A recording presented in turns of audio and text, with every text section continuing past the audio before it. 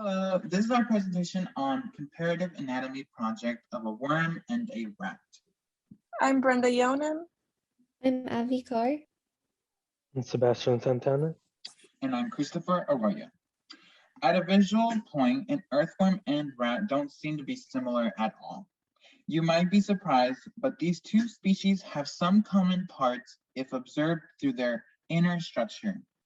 Anatomy is a study of the internal structure, workings of something through dissection.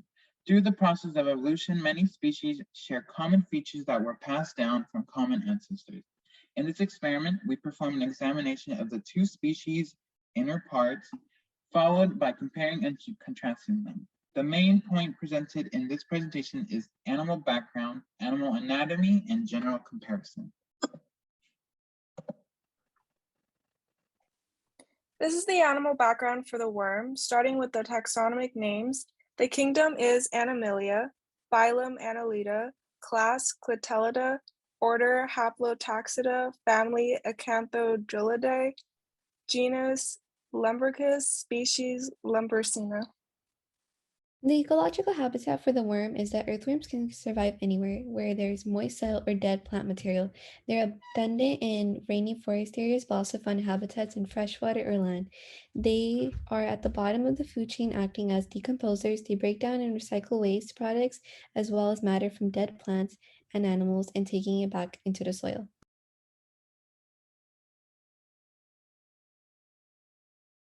The mating patterns and behaviors. Worms are hermaphrodites, which means that they both have male and female reproductive organs. They can breed at 6 weeks of age. The breeding cycle is 27 days from mating to laying eggs and can double in population every 60 days. This is the animal background for the rat. First, starting off with the taxonomic names. Its kingdom is Animalia. Its phylum is Chordata. The class is Mammalia. The order is Rodentia. The family is Muridae. The genus is Rattus. The species is Rattus norvegicus.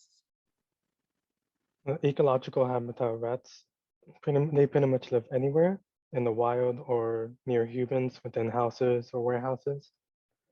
They're usually surrounded by darkness, sewage, trash. They're able to fit in small places, and they're able to chew through various materials to fit through houses and get into walls and such. How it fits in the food chain of the ecosystems are rats are near the bottom of the food chain. They work as scavengers and are omnivores, eating almost anything from trash to insects and even other rats. They serve as essential food sources for other animals like hawks and owls. Mating patterns and behaviors on the rats. They may breed as many as 500 times. They birth litters of 15 at once. They have a gestation time of 21 to 24 days. And female rats exhibit a paced mating behavior where the female rat takes control of the male rat and how many times they have intercourse, where she decides when the male rat will mount and when they will ejaculate.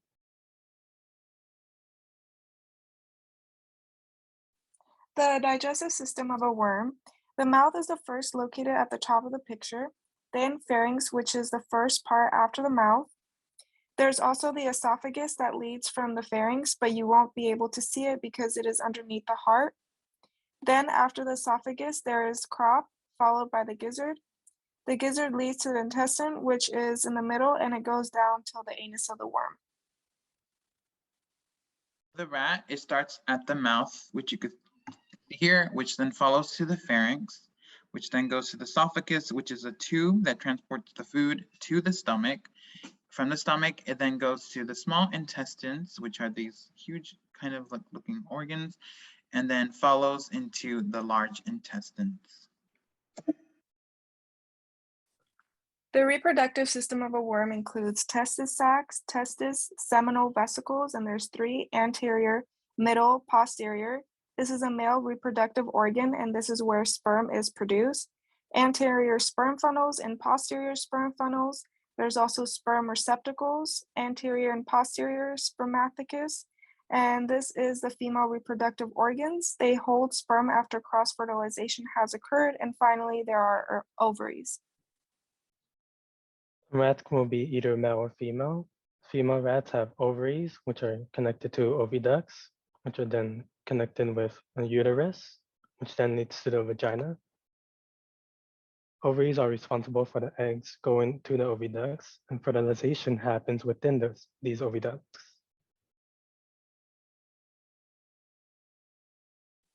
The excretory system of a worm includes the nephridia or nephridium. Nephridium is an elongated tube that opens externally by a ventricle pore, the nephridiopore, and internally by the ciliated funnel. Nephridia are present in all segments of the body with an exception of the first and last three segments. Excretion occurs through the nephridiopore. For the rats, urine comes from the kidneys, which you can see here are these red bean-looking things, which then go through the ureters, which then go to urinary bladder. The urethra only expels urine in females, whereas for males, the urethra goes to the urogenital function, and that's how they, use the restroom. For the respiratory system of the worms, the earthworms do not have lungs. They breathe through their skin. As we can see in the picture, carbon dioxide and oxygen pass through the earthworm skin and then release carbon dioxide. The earthworm must remain moist for gas diffusion to occur, which is why they live in damp soil. For rats, they have air comes through their mouth and nose, which then goes to the trachea, the bronchus, the bronchioles, and the alveoli, with contraction of the diaphragm and intercostal muscles, which lead to expansion of the rib cage, making it so air could be pushed inside of their system and come out the other direction.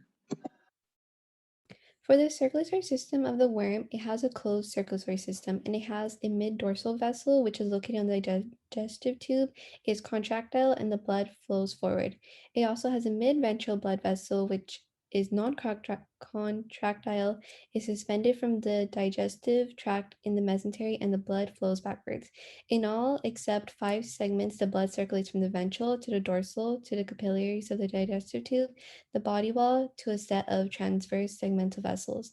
The 5 transverse segmental vessels are magnified and function as pseudohearts, which transport blood from the ventral vessel to the dorsal vessel. Rats also have a closed circulatory system where deoxygenated blood travels from the vena cava to the right atrium of the heart, followed by the right ventricle, to the pulmonary arteries, where they then go to the lungs to get oxygenated. They return back to the heart via the pulmonary veins, followed by the left atrium and left ventricle. They exit the heart via the aorta and head out to the rest of the body. Arteries are connected to veins via capillaries. This is where oxygen is passed on to where it's needed. Here we can see the circulatory system of the earthworm, where it has important functions such as the ventral vessel and the dorsal vessel.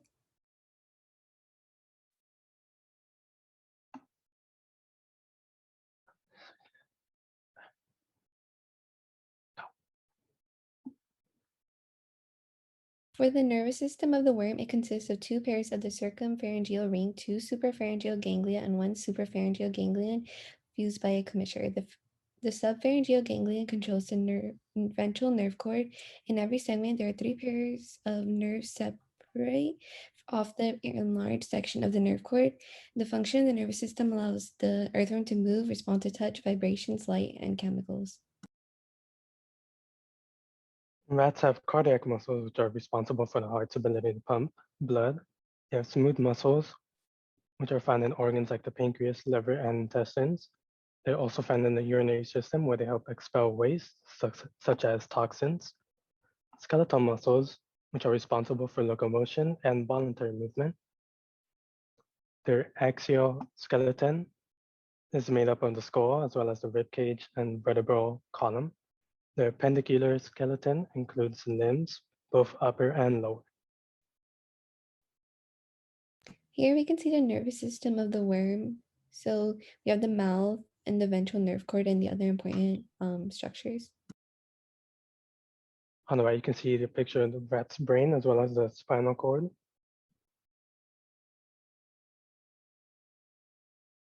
So the structures that the rat and the earthworm both share in common is the mouth, as you can see here, and somewhere here. Also the pharynx, the intestine and esophagus, and the ovary. The worm has many structures that make it unique in comparison to a rat. For example, it has the crop, which stores food temporarily. It also has the gizzard, which is a unique structure in worm, and it grinds up the food for the worm. In addition, there's also nephridia, which allows for the excretion of waste. As we can see in the picture, the earthworm's body is separated into segments. Earthworms breathe through the skin, not through the lungs. Since the earthworm only is a few layers thick, oxygen and carbon dioxide can easily pass through. Earthworms are hermaphrodites, meaning that the worm has both male and female reproductive organs. The worm has 5 pseudohearts, which are used to transfer blood throughout their body to survive. Whereas for the rat, it has also different structures. It has lungs to help breathe. It has a nose to enter air. They also have limbs. They have bones. They have ears to help them hear. They have a tail, usually for balance. And then they also have a tongue and teeth to help them chew. The Cambrian period dates back to about 540 million years ago. So the Earth was vastly different than what it is today. At the time, there was increasingly more oxygen present in the atmosphere. This led to animals becoming more developed, having more growth, being more complex. Since everything was so different back then, it's possible that the most recent common ancestor settled in multiple locations, varying heavily in resources like food and oxygen. One place may have allowed the ancestor to grow much more than the other, allowing them to survive predation from other evolving animals and not need to worry about competition of resources as much. The other could have stuck around in a place where it wasn't able to grow as fast or as much, making it harder to compete with others and easily preyed upon by other evolving animals. The Cambrian period ended with a mass extinction caused by the decrease of oxygen levels. These factors could have pushed one ancestor to prefer living primarily underground and the other to survive living above land. In conclusion, from a visual perspective, the earthworm and rat may look very different physically. They do share some similarities and differences. Through dissection, the body structure and organs within the two organisms were observed, and the key structure were highlighted, contributing to the overall comparison of the two organisms. Based on our findings, the earthworm and rat are two very diverse organisms, but they are similar. They are more similar than one might initially perceive. Thank you for paying attention to our presentation. Have a great day. Here are our works cited resources that we use throughout the presentation, if you would like to reference to them or get more research done. Thank you again and have a great day.